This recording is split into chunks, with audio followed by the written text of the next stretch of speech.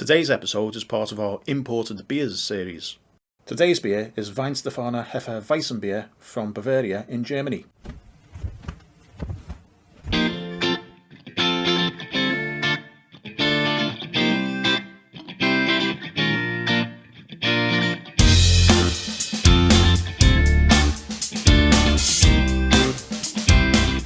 Hello from Beer Australia Reviews, and today we will be sampling, tasting and reviewing an imported beer. This is Weihenstephaner Hefe Weissbier from Bavaria in Germany. This one is a cloudy German wheat beer.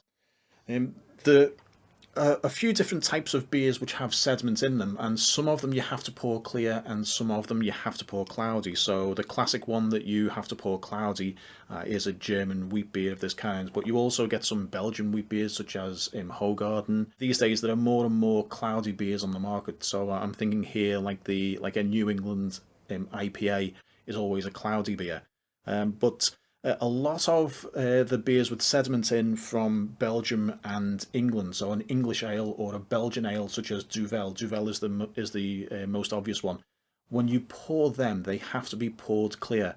So you are trying not to get any of the sediment in the glass. It's supposed to look completely clear. But German style wheat beers, you have to pour the sediment into the glass. If you are not actually sure whether or not your beer should be poured cloudy or clear, the only way to do it is to find out straight from the source. I would go to the brewery's website and just check to see, is this a cloudy beer or is this a clear beer?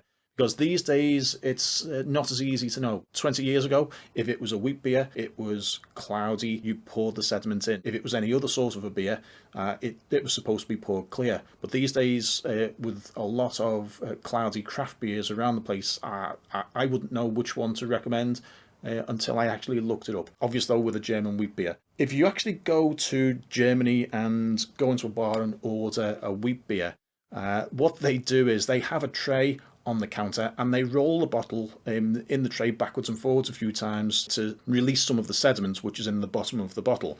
So literally the bartender will sit there and they will actually roll the beer backwards and forwards a few times to release the sediment. Also, with this sort of a beer, the sediment is all across the bottom of the beer, so the final part of pouring the beer is to give the bottle a swirl and then pour the last part of sediment in. And that's the bit where you put the head on the beer. The rest of the pour should be really slow so that you preserve all of the flavour and you preserve all of the sparkle within the beer itself. So that's rolled a little bit. Ooh, we've got a little bit of sparkle. Let's hope we don't have an explosion disaster on this one. Okay, careful now. Okay, we're good. It's going to be a slow pour. We are not going to have a huge head on the beer. We got a bit of steam on that one. Have we rolled it enough to get the initial cloudiness? Oh, not as cloudy as it should be. Oh, I'm getting aromas from this one. Aromas from beer is always a good thing. I'm watching how much beer is in this one because we need to leave enough beer in the bottle to give it a decent sort of a swirl. Okay. Now you have a look at this point, there's no head on the beer. So every bit of the flavour is inside that beer and it hasn't been released into the atmosphere. But I'm about to release some. We're going to get some head on the beer.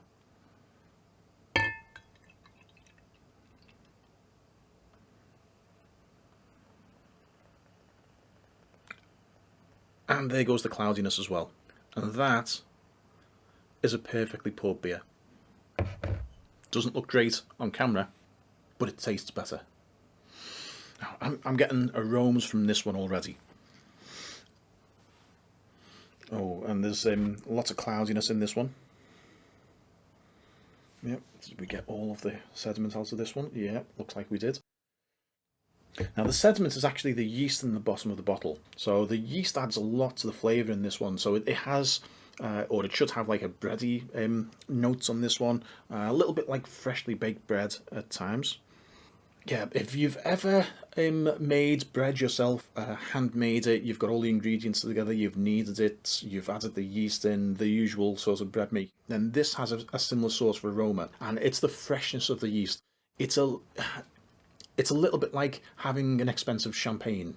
Some champagnes you can also, because it's bottle conditions, like a Bavarian cloudy wheat beer is, champagne actually has that same sort of yeasty note on the smell. Yeah, there's definitely yeasty notes in this one. It's like a sweet smell. It's not floral, but it smells like it smells like dough. It smells like bread dough. Oh, and then I've just got a hint of some of the the floral things in this one. So the hops are starting to come through. This is not a hugely hopped beer by any means. So it's got some hop notes that have just come through then. So it's a little bit floral, and there's tiny little bits of spice in this one. But the yeasty bread aromas are the thing. Let's give it a taste. Tangy, citrus, lemony. Oh, lemon. Oh, there's a tiny little bit of bubble gum in that one. It's unusual for a beer, but it's actually quite common for the better quality Bavarian cloudy Weissen beers. Oh yeah, so it's sharp and it's tangy. A little bit of a hint of acid. Now it's not heaps and heaps of like extra strong citric acid in this one. It's a lighter acid, so it's a lemony rather than a grapefruity. But the bubble gum is definitely coming through on this one.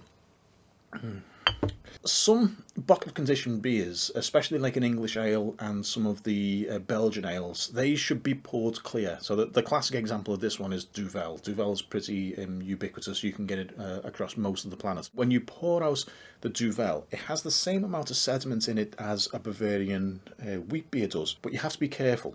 And you have to leave the tiny little bit of beer in the bottom of the bottle and leave the sediment in there. These days, a lot more beers are being made to be drunk cloudy. So I'm thinking here about like a New England East Coast IPA, which is always supposed to be a cloudy beer. If you're not sure whether the beer that you're drinking is supposed to be poured cloudy or poured clear, just look it up on their website. Have a look at the pictures that they've got on their website of their own beers, and that will just show you this one you pour cloudy, this one you pour clear. Decades ago, you never used to see a cloudy beer. All the beers that I seen when I was growing up, 30 odd years ago, every single one of them was clear.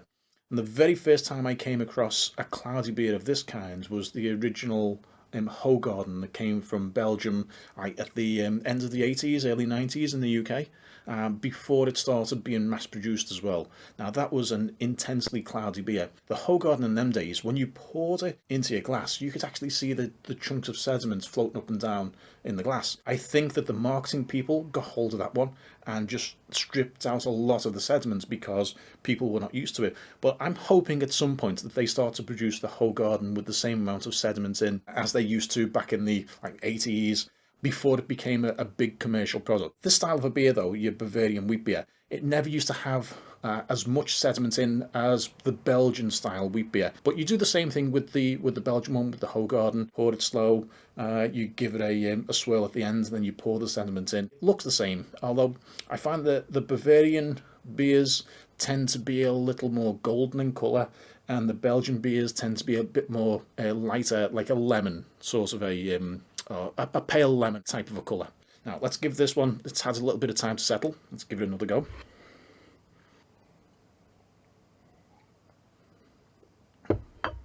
Quite sweet. It's a warm day beer. It's the sort of beer that you can drink if you're sitting in the beer garden in the pub and the sun's shining, one of those sorts of days, or even in Australia where everyone lives near the beach.